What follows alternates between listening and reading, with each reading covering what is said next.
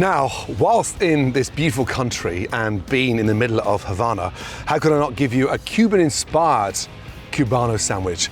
This thing is off the charts, but more importantly, I've learned so much this week from the Cuban people, the resourcefulness, but more importantly, just the sparsity of ingredients. But when you get your hands on them, it's second to none. And that noise in the background is normal. Look, those beautiful 1950s old-fashioned cars is what makes up this beautiful country's DNA. Right, Cubano, I've had many of these, as I'm sure you have. So I'm gonna sort of change this thing up a little bit with a local honey from the Caribbean bee that has no sting, but a lot of flavor. The honey, it tastes like mango. And inside that, I've got a little bit of tobacco, a little bit of chili in there. First, let's start roasting my peppers and onions. There's no frills here. The most exciting thing about cooking this way down here is just let the flavors do the talking. Really important. Peppers, I like to start off just going all the way around, and that way we just cut around the seeds. Don't over trim these things, just keep them centimeter thick. The secret here is in the amazing flavor of that grill. Now, if you look behind me, I've got that, what they call the lechon. This is a beautiful, slow roasted pig. It's been on there for literally 12 hours. And it's cooked hammock style, wrapped in banana leaves.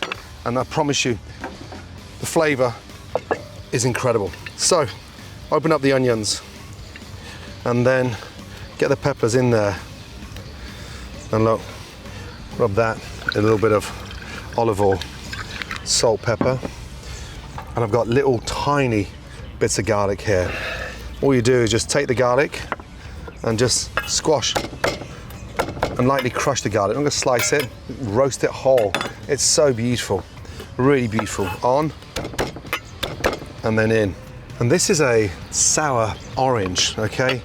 Again, unique locally here. I wanna squeeze all that beautiful sour tartness of that juice over those peppers.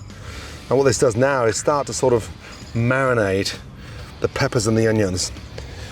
Give that a really good mix to get that really nice and crispy. And get some of that tobacco flavored honey with that chili and the beautiful little peppers. Again, slice round and let the flavors do the talking. So, in, mix. I love making sandwiches like this. Again, look, it's not even cooked yet, but you can see the kind of flavors we're gonna get from there.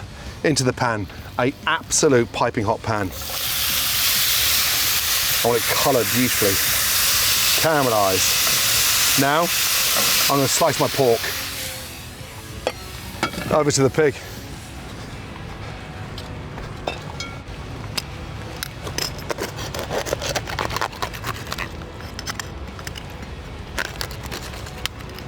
So this pig has been roasted for literally 15 hours, and it's been cooked hammock style. So it's so tender. And then it's been wrapped in the banana leaves and just literally swung.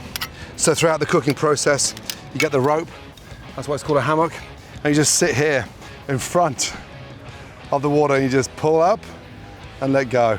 Pull up and let go. And come on. That has to be the most glamorous pig anywhere in a hammock. And look at it, it's beautiful. So it goes across slowly, roasts, and just swings all day long. Now, a little touch of olive oil. Beautiful. And now, I want to get some crispiness on the bread. Again, hot olive oil. Get that bread. I want to make a nice, beautiful big sandwich. So this thing is like a meal for two. Get this right. And honestly, it's like no other. Now, season the inside of the bread. Really important, by the way. It's always seasoned on the crust, but put some salt and pepper onto the bread and get that beautifully frying. Look at that. Oh boy. And then from there, start shredding that beautiful lechon. I got some nice slices from the shoulder, and then that's mixed with all that beautiful pork fat And look, open that up. I want to get it nice and crispy, okay? So by pulling it like this, crisping that up, again, touch more salt, a touch of pepper, and just a little drizzle of that spicy honey. And with the tobacco flavor and that chile in there, it just lifts this pork like no other. Now, have a look at this. Look, get this pork really nice and crispy.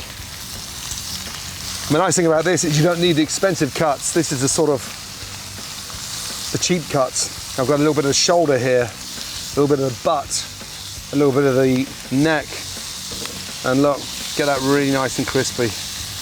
Bread toasting up nicely. You can see that is the start of a beautiful Cubano. Those peppers. That pork is getting all nice and crispy. Look at the bread. Again, nice and crisp.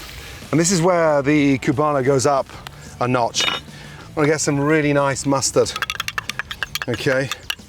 And I'm gonna spread the mustard on top of my toasted, you can hear how crispy that is, baguette. Now I'm gonna do this both sides. Why? Because this is a beautiful honey mustard and it's so delicious. But I don't like that raw sort of flavor from that mustard. So I go back into the pan now and caramelize that mustard and just literally get that on there, and it just creates this amazing layer. Look at those peppers. Beautiful. Really nice and crisp. They're ready to go. They come off. And then a little lime and zest over those peppers. Lime zest. So I'm gonna make this a really nice, fragrant Cubano. Lime, squeezed over, and honestly, just that freshness at the end, it's just incredible. That lime and the zest is just beautiful. Right, now look at my pork. Oh my Lord. Crispy, delicious, and check this out. That beautiful caramelized mustard. And that puts another layer on there. Okay, we've got my base. Look at that. That is so good. Oh my Lord. That is so good. First off, some lettuce. I just want a touch of texture under here. In, down, and on. And use the center. You're only doing this once, so make it very special. So I love using these little hearts of this little cos lettuce. Then from there, I'm gonna start the build up, that crispy pork. Okay, get that on there. Oh my goodness. It's so good. Beautiful. Lots of pork, okay? That's the essence here. And this is where it starts going up a level.